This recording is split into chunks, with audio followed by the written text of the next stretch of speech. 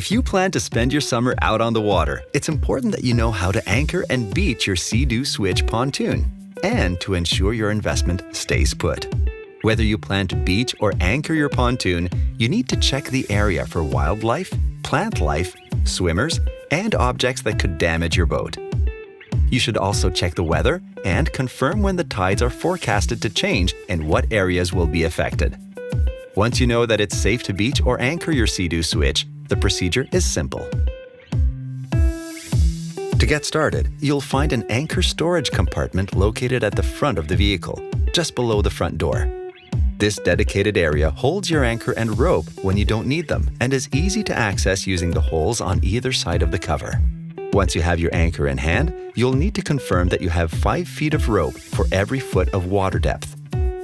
You should always anchor from the front of your boat and never leave your Switch pontoon anchored without an experienced operator on board. If you must leave the pontoon, it should be under constant surveillance, as anchors can become unhooked unexpectedly and anchor dragging could occur.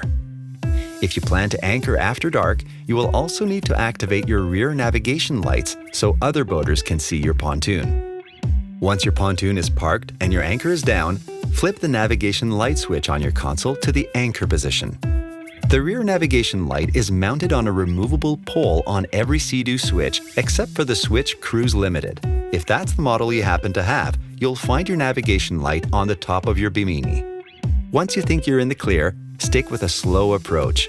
You should never throttle hard to get the boat onto the beach, not even in a familiar area. You should also stay mindful of the current every step of the way, especially in a river or around breaking waves that could interfere with your landing. As you move closer to the shore, pay attention to your draft and continue to monitor water depth. If you have a depth sounder, now is the time to use it. If you don't have this tech on hand, you can watch for water depth of about waist height before having a member of your group hop in and hold onto the bow of your pontoon. Just before you hit 3 feet of water, turn your engine off and pull the boat ashore bow first.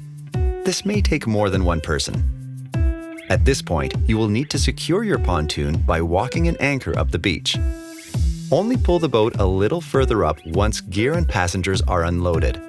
This will ensure that your setup is lighter, making it easier to drag it on shore. When it's time to leave, someone will need to push your pontoon back off of the beach before you reload your gear and welcome your group back on board. Once you're all set and have reached at least 3 feet of water depth, you can turn your engine back on. At this point, it's a good idea to use the Intelligent Debris Free button on your console to ensure your pump is clear before heading off on your next adventure. Don't forget to check your operator's guide for more information and subscribe to learn more about enjoying and operating your Sea-Doo Switch pontoon.